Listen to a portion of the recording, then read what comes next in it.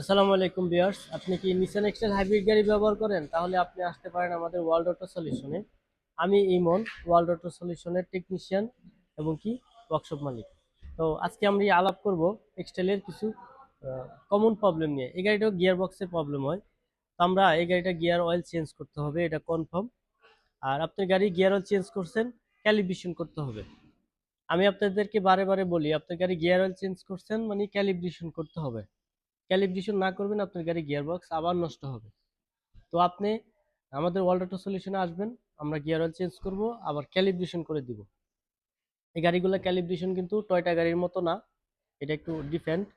Toyota গাড়ি calibration করতে হয় ঠান্ডা করে, আর এই গাড়ি ক্যালিব্রেশন করতে হয় গরম করে।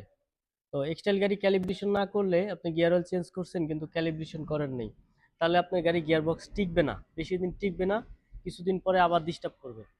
তো আপনি আসবেন আমাদের কাছে, আমরা ইনশাল্লাহ ক্যালিব্রেশন করে কমপ্লিট করে দিব।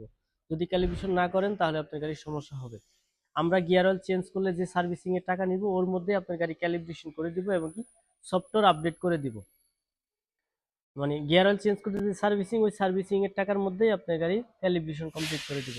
যদি কেউ ক্যালিব্রেশন না করে তাহলে আপনার গাড়ি গিয়ারবক্স নষ্ট হবে, নষ্ট হবে, এটা কনফার্ম।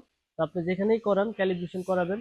যদি ওখানে ওনাদের কাছে স্ক্যানার না থাকে তাহলে আপনি ওখান থেকে গিয়ার অয়েল চেঞ্জ করে আমাদের কাছে নিয়ে আসবেন। নিয়ে আসলে আমরা ক্যালিব্রেশন করে দিব। এটা ক্যালিব্রেশন করতে একটু সময় লাগে, গরম করতে হয়, তারপরে ক্যালিব্রেশন করতে হয়। ভালো থাকবেন, যদি ভালো লাগে আমাদের সাথে যোগাযোগ করে আপনার গাড়ির গিয়ারবক্সের সমস্যার সমাধান করে নেবেন। ক্যালিব্রেশন, গিয়ার অয়েল চেঞ্জ করা অথবা গিয়ারবক্সের যে কোনো সমস্যা। ভালো থাকবেন, আসসালামু আলাইকুম।